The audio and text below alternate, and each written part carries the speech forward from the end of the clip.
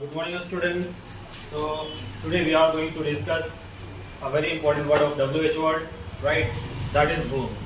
Because already we have discussed who, and I hope you understood that very well. उम्मीद करते हैं आपको उसे अच्छे से समझ चुके होंगे, right? So now the next word is whom, right? और जो whom है ना, that is the object of who. जैसे मैंने बताया था कि who जो है सब्जेक्ट होता है, इसी तरीके से whom जो होगा हमारा ऑब्जेक्ट होगा, right? who का ऑब्जेक्ट हमारा whom होता है. So what is the Hindi of this? What is the Hindi of whom? कौन? किसे, किसको, right? etc. तो whom का जो हिंदी मीनिंग होता है that is किसे, किसको, है ना, और किन्हें, etc. right? And then very first thing we have the simple use. हमारे पास simple use है, and the structure of that is whom plus auxiliary verb plus subject plus main verb etc. right? Yes or no? Now so the structure is very simple here. Structure बहुत ही simple है, right? And that is whom plus auxiliary verb यानी कि helping verb plus subject plus main verb. Understand that? Now let's take examples. Like if I say, अगर मैं आपको बोलूं कि वह किसे पढ़ाता है, तो what is the English of it? इसका इंग्लिश सिंपली होगा whom does he teach, right?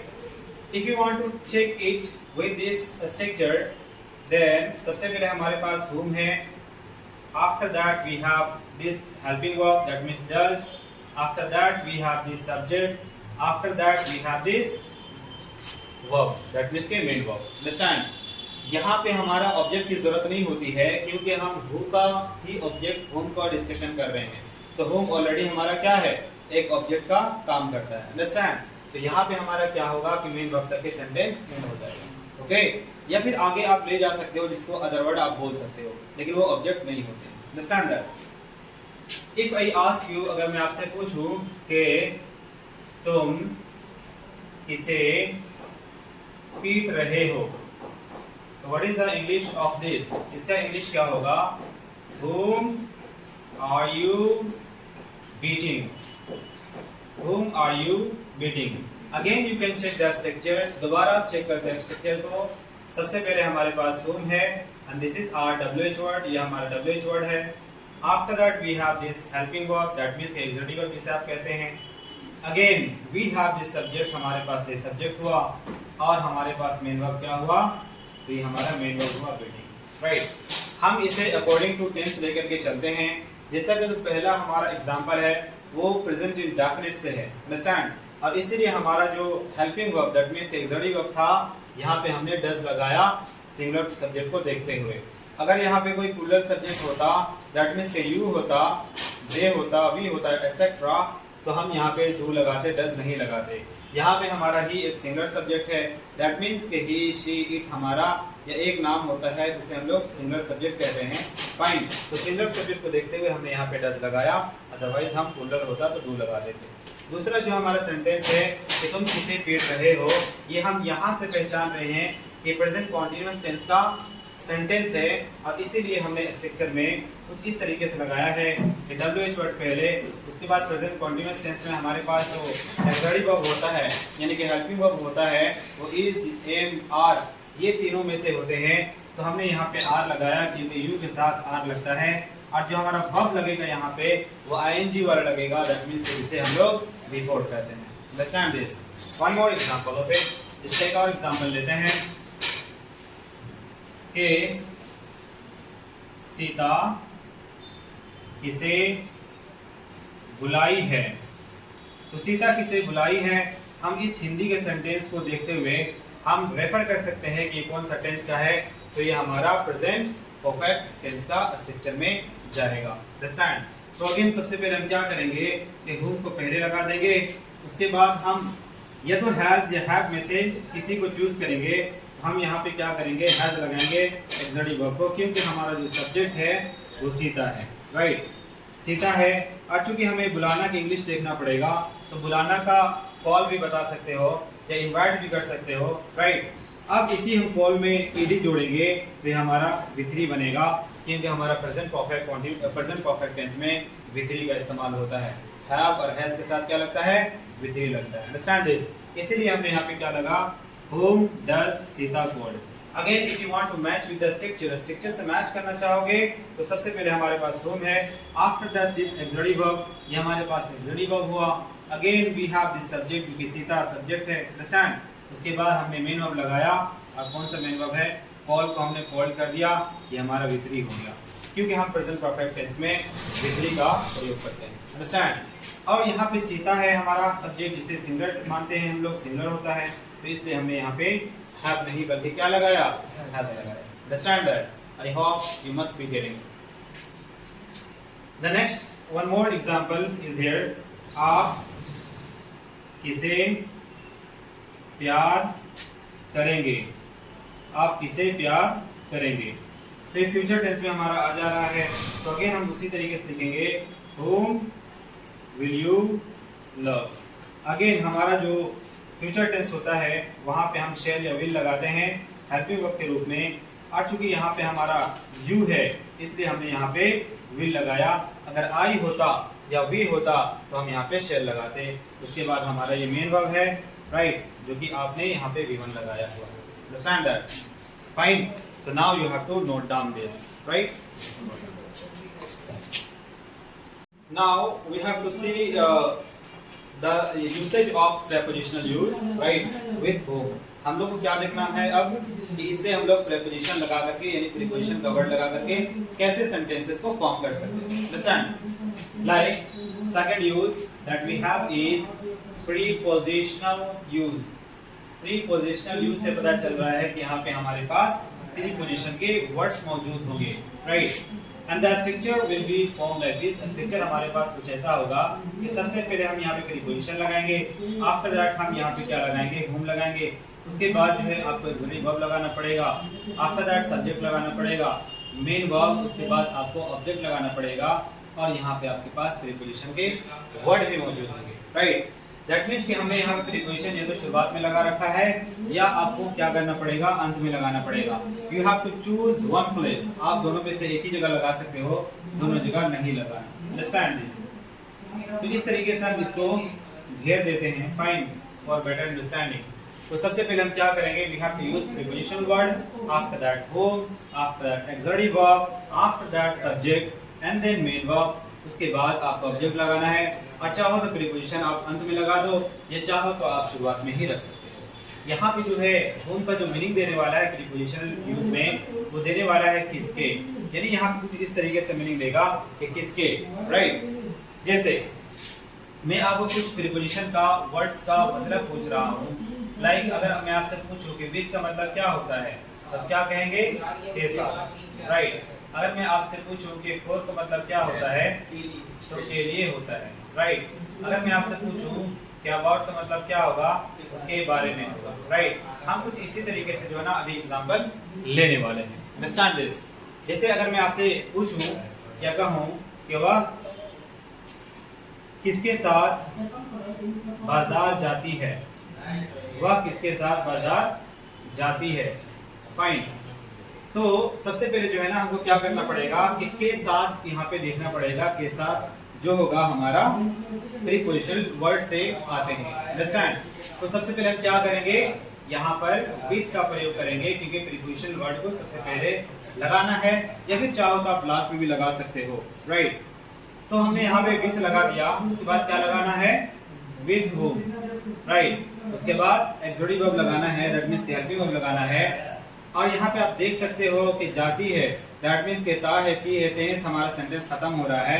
तो यू हैव टू अंडरस्टैंड, आपको समझना पड़ेगा कि कौन सा टेंस वाला है, तो प्रेजेंट इंडेफिनिट वाला है, राइट। और प्रेजेंट इंडेफिनिट का जो एक्सक्लूसिव वर्ब होता है, दैट मींस के हेल्पिंग वर्ब होता है, वो डू या डज होता है, राइट। तो हमको यहाँ पे क्या करना पड़ेगा, डज लगाना पड़ेगा, क्योंकि हमारा जो सब्जेक्ट है वो ही है, दैट मींस के सिंगुलर सब्जेक्ट हुआ, इसलिए हमने यहाँ पे डज लगाया।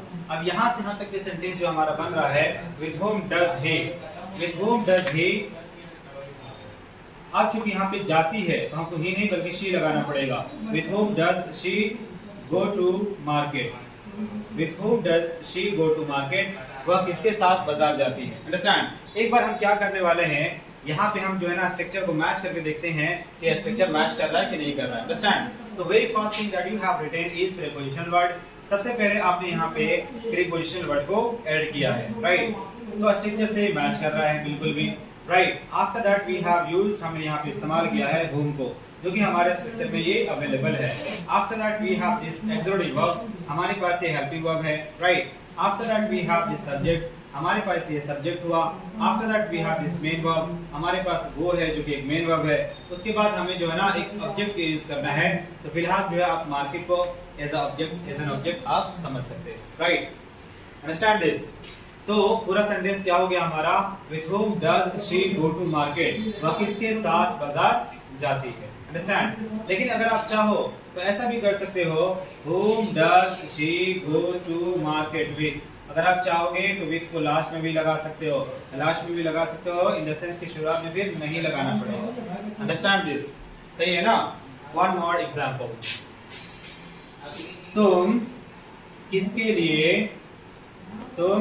लिए कपड़े खरीद रहे हो, तुम किसके लिए कपड़े खरीद रहे हो, ठीक है ना। तो what will be your sentence, आपका सेंटेंस क्या होगा, for whom are you buying clothes, for whom are you buying clothes. Again you can match the structure.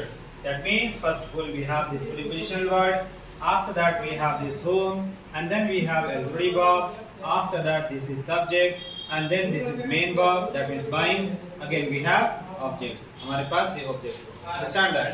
अगर आप चाहोगे तो इस फोर को उठा करके आप लास्ट में भी कर सकते हो, ठीक है ना। तो इस तरीके से सेंटेंस बन जाएगा, whom are you buying clothes for, यानी कि आप किसके लिए कपड़े खरीद रहे हो। अंडरस्टैंड। वन मोर एग्जांपल, अगर मैं ऐसा कहूं कि वह किसके बारे में बात कर रही है, वह किसके बारे में बात कर रही है, तो आप क्या करोगे, about whom is she talking, about whom is she talking, right। Again सबसे पहले हमने क्या किया कि हमारा प्रीपोजिशन वर्ड हुआ, after that this is whom यानी कि WH वर्ड हुआ, उसके बाद we have this auxiliary verb, then we have subject, उसके बाद हमारा ये मेन वर्ब हुआ। अगर हम चाहेंगे तो इस अबाउट को उठा करके लास्ट में भी लगा सकते हैं, और then the sentence will be like that. Sentence कैसा हो जाएगा, whom is she talking about, right। So our discussion is now prepositional word, prepositional use। ये prepositional use है, यहाँ पे जो whom मीनिंग देगा वो किसके का मीनिंग देगा, किसके का मीनिंग देगा। Understand this? And then we have this beautiful structure। हमारे पास ये सुंदर सा स्ट्रक्चर है कि सबसे पहले आपको preposition का वर्ड लगाना है, after that this is whom, ये whom है, and then we have auxiliary verb, after that we have subject, and then we have main verb, उसके बाद हमारे पास object। Understand this? Her preposition चाहो तो आप लास्ट में लगा दो या शुरुआत में लगा दो, राइट। उसी हिसाब से हमने यहाँ पे एग्जांपल सेट किया है कि वह किसके साथ बाजार जाती है, तो with whom does she go to market, after that तुम किसके लिए कपड़े खरीद रहे हो, तो for whom are you buying clothes, या फिर आप चाहो तो for को लास्ट लगा दो, इधर से हटाना पड़ेगा, whom are you buying clothes for। After that वह किसके बारे में बात कर रही है, तो about whom is she talking, या फिर whom is she talking about। तो इस तरीके से आपका प्रीपोजिशनल वर्ड का प्रीपोजिशनल यूज का सेंटेंसेस बनते हैं। Understand this? Now you have to note down. Now this is conjunction use, that means the third use of whom. यहाँ पे ये थर्ड यूज है होम का, राइट। कंजंक्ट का ही मतलब यहाँ पे जंक का मतलब होता है जोड़ना, तो यहाँ पे हम लोग जो है ना क्वेश्चन नहीं करने वाले हैं। So we are not going to ask question here in this sentences. इन सेंटेंसेस में हम लोग क्वेश्चन नहीं करने वाले हैं, ओके। तो उसी तरीके से हमने यहाँ पे सेंटेंस को फॉर्म किया है। That means the very first sentence of it, जो पहला सेंटेंस है इसका, दैट इज कि वह लड़का जिसे आप पढ़ाते हैं मेरा भाई है। तो यहाँ पे किसी भी तरीके का क्वेश्चन नहीं दिख रहा है। दैट मीन्स कि यहाँ पे आपको सेंटेंस को जोड़ना पड़ेगा। जैसा हिंदी आपका लिखा हुआ है उसी तरीके से हम लोग क्या करेंगे, ट्रांसलेशन करेंगे, राइट। तो सबसे पहले हमारा लिखा हुआ है वह लड़का, दैट मीन्स के दैट बॉय यानी कि वह लड़का। जिसे मीन्स होम, क्योंकि यहाँ पे होम का मतलब जिसे है, तो होम आ गया जिसे के सेंस में। आप पढ़ाते हैं तो यू टीच, आप पढ़ाते हैं यू टीच, राइट। ये आपका प्रेजेंट इंडेफिनिट हो गया, राइट। मेरा भाई है तो इज माई ब्रदर। इसे आप मिला के बोल रहे हैं तो क्या निकल रहा है कि that boy home you teach, यानी वह लड़का जिसे आप पढ़ाते हैं इज माई ब्रदर, और मेरा भाई है। आप चाहो तो इस तरीके से भी इसको अंडरस्टैंड कर सकते हो, फॉर्म कर सकते हो कि that boy is my brother, वह लड़का मेरा भाई है। कौन सा? तो whom you teach, that means कि जिसे आप पढ़ाते हैं। नेक्स्ट, लड़की जिसे तुम सता रहे हो सुंदर है। तो लड़की का हमने किसी पार्टिकुलर लड़की के बारे में बात किया है, तो द गर्ल हमने लगाया है। जिसे के आगे जो सेंस दे रहा है वो होम का दे रहा है, तो द गर्ल होम, यानी वह लड़की या लड़की जिसे तुम सता रहे हो, तो यू आर वैक्सिंग, ठीक है ना। क्या है वो? Is beautiful. आप चाहो तो इस तरीके से भी अंडरस्टैंड कर सकते हो, द गर्ल इज ब्यूटीफुल, लड़की सुंदर है। कौन सी लड़की? होम यू आर वैक्सिंग, जिसे आप सता रहे हो। Okay fine, I hope you understood that. आपने, उम्मीद करते हैं आपको ये समझ में आया होगा, राइट।